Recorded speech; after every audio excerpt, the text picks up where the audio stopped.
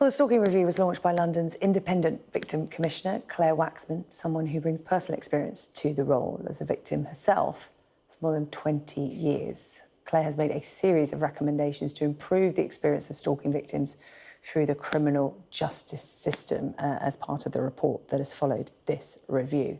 And Claire joins me in the studio now. Claire, hello. That was a difficult interview to watch the second time around. John, as we're calling him, he wants to remain anonymous, is an utterly broken man as the victim of stalking. We know the scale of this from the research that's been done. 1 in 5 women are victims, 1 in 10 in the UK are victims of stalking, 1 in 10 men. 2/3 of offences being carried out by repeat offenders. But this review and report also shows the response to this crisis, which is, quite frankly, failing victims like John. Yeah, I mean, John illustrated just how awful stalking is. It's a crime of psychological terror and it breaks the victim. And I've worked for many years to try and strengthen the laws and the way that the police and the criminal justice system responds to stalking victims. And we have made some progress over the years. John's case obviously started in 1997, just as the Protection from Harassment Act came in.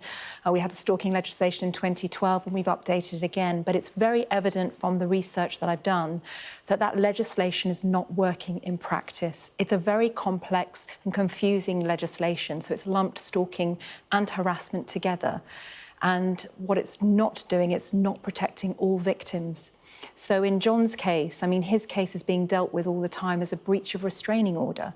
I mean, that's an ineffective police and criminal justice response. I know from his case that there's wider stalking behaviour that would have actually shown a stalking criminal offence. And we should have been using the stalking legislation instead of just breaches all the time. If there's that course of conduct, that's what the legislation's for.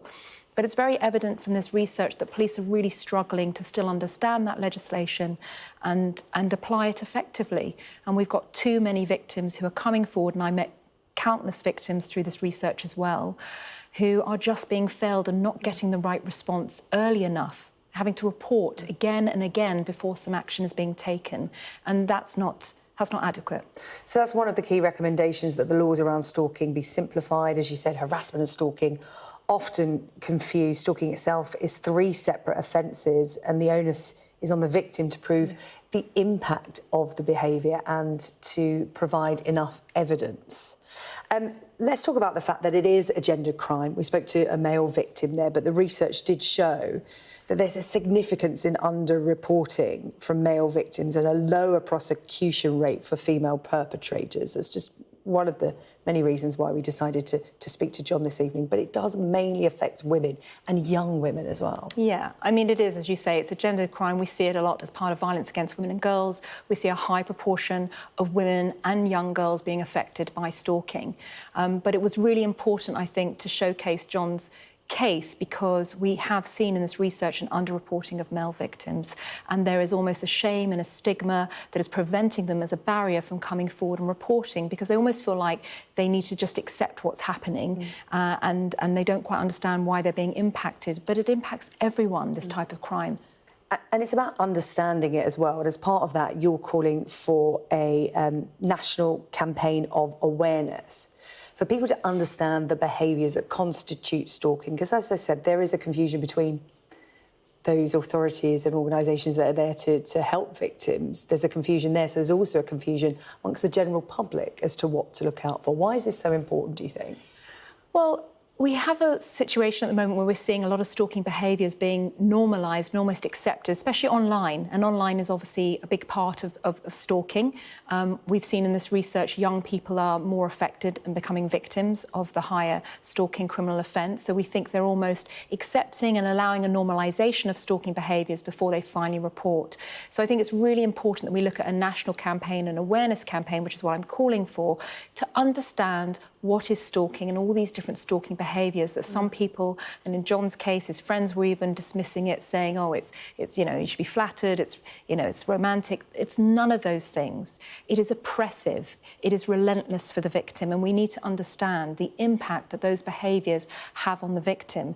And going back to the legislation, you're absolutely right. There's such an onus and responsibility on victims to have to prove the evidence of the impact on them. They have to show that there's been an adverse impact to their life in order to get a charge or conviction. And that's hard, isn't it? Because many of the victims of stalking will think, I don't want you to ruin my life. I want to be strong about this. I'm going to carry on as normal and try and manage it as best I can. And that doesn't present themselves then as what the police or, you know, the wider public may see as what a victim should like. Again, it's the stereotype, isn't it? Yeah, and you have to be, in order to get that stalking, that more serious offence, that stalking charge and conviction, you've got to show just how weak you are, which is very gratifying for a stalker. It shows they've been successful, they're winning. And I meet victims who are quite stoic and just don't want to change their lifestyle because they don't want to show the stalker that they're winning. Well, this legislation isn't going to work for them, it's not going to protect them. That's why we urgently need to reform it. Yeah, I was interested in a quote from, again, an anonymous victim in your report that said to get actual justice, the threshold of what you have to suffer is so high.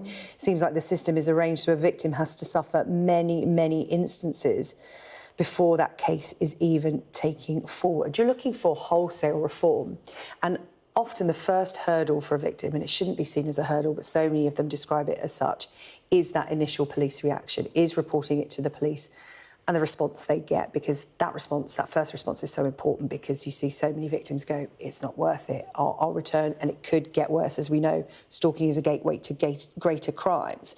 So a key part of any fundamental change will be police attitude and response. And you've also recommended victim hubs, because there seems to be a breakdown between the police managing a case and what the victim needs. There's a vacuum in between that needs to be filled. Yeah. So there's a few things there. I mean, firstly, the police, the frontline response to stalking victims has to greatly improve. Within the Met in London, we have the Stalking Threat Assessment Centre, a fabulous centre of great expertise and excellence sitting within the Met, but that expertise isn't quite meeting the front line. So we need to look at that disconnect and make sure that the frontline officers are understanding stalking much better and responding more effectively. But also within that, we need to make sure that the victim is getting the right response and support. And that comes out from all reviews I do, unfortunately, that victims just don't get regular updates, they don't get good communication and information from the police. We hear that with so many crimes, and it's happening again and again. And the issue with stalking victims is they need that level of reassurance. If they don't have it, they're going to come out of the system. And we saw it in the research, 45% of victims, stalking victims, are withdrawing from the justice process. And when we spoke to them, they were saying, I wasn't getting any updates. I wasn't feeling reassured. In fact, it was making me feel more at risk. So that's why I've always pushed and advocated for this victim care hub that would provide that constant communication to victims who are trying to navigate our very complex and lengthy criminal justice system and give them the right information to keep them engaged in the justice process. We need it if we want to bring offenders to justice. And Claire, just a final question, if I may. When I spoke to John in our interview, I said, you know, it's the anger, channel the anger into something good, and that's why it was so brave for him to speak for the first time about his experiences on camera. You lived this for over 2 decades. How are you? Because it's something that never leaves you, and you're obviously channeling your anger and frustration into your role. How are you now? Well, you see, I never will say honestly how I am, because, again, that's gratifying to my stalker. So what I've done over the years, and what I tried to tell John as well when I met him, is somehow you have to put what they're doing to the side if you can and focus on rebuilding your life, because whatever you do, in some of these cases, like John and mine, they continue regardless, because we didn't get the early intervention. We didn't get in early enough to disrupt that behaviour and treat that fixation and obsession. So unfortunately, it escalates for decades and continues.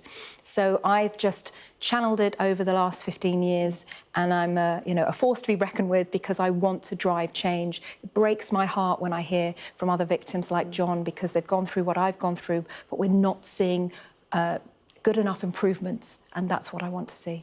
Claire, really appreciate you taking the time to come in and talk about the research and the report as a result, and your recommendations as well. Claire Waxman there, a London Victims Commissioner. Pleasure to speak to you. Thank you. Thank you.